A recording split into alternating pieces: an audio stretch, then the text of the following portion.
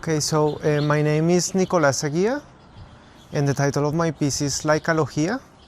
It's coming from a word that the Peruvian writer Gamaliel Churata made up. It's a mixture between the word laika and the Greek word logos, and what it really means is the science of the shaman.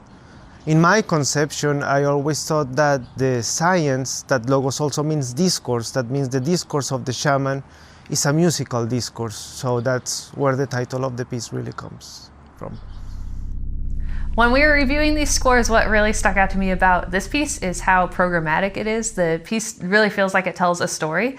And whenever you look at the score and the parts, there's actually some really interesting individual directions and adjectives used to describe some of the different sections of the piece that really kind of inspired me as a player. I like chances to be a little bit more dramatic and emotional and expressive in my music and really get to tell a story and connect with the audience in that way.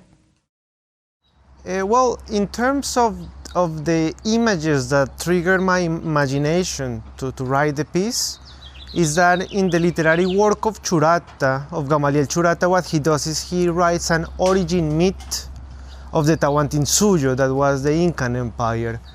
And the Tahuantinsuyo is born from the union of two mythical figures, the siren of the Titicaca and the Coripuma. And the offspring of that union is the golden fish, that is the title of his book, El Pez de Oro. So what you have at the end of the piece, it's almost like the consummation of that union, and is reflected in this very crystalline chord that closes the piece, that in a way is kind of the image that I had of the golden fish at the bottom of Lake Titicaca, like shining through the waters. But of course, this is only my conception of the piece.